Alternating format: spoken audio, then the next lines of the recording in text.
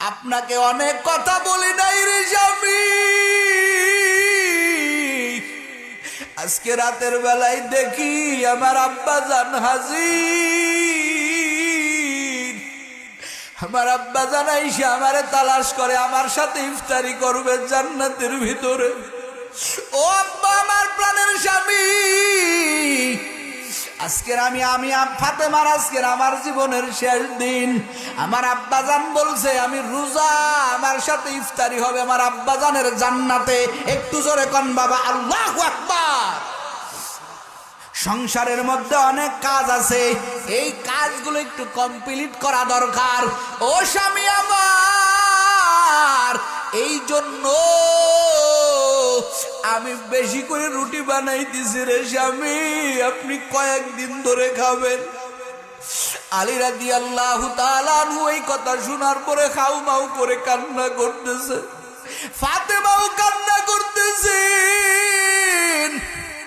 আলীও কান্না করতেছেন। হঠাৎ করে হাসান হুসাইন ছোট বাবা মার কান্নার আওয়াজ শুনে আগাই আসছেন। দেখে মাও কান্দে, বাবাও কান্দে। এবার হাসান হুসাইন কয়, আব্বাজান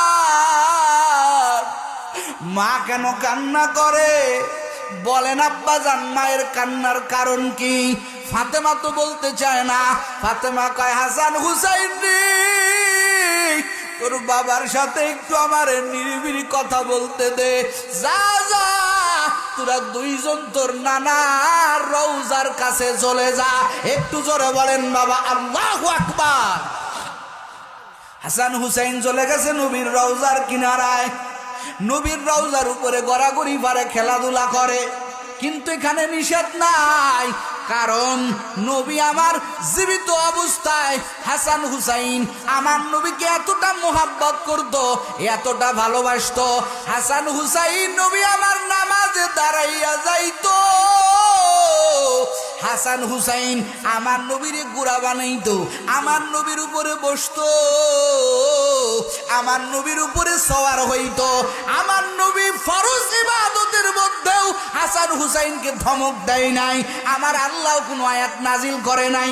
কারণ হাসান হুসাইন এই যে নবীর গাড়ির উপরে বসতো, এটা আমার আল্লাহর কাছেও বড় প্রিয় লাগতো। নবীর রওজার উপরে বসে আছে। একদিনকে নবী জুমায় খুতবা দিতেছেন মসজিদে নববীর ভিতরে। হযরতে ফাতেমা দুটো সন্তানকে কাপড় পরায় কয়, ওই যে তোর নানা, যা মসজিদ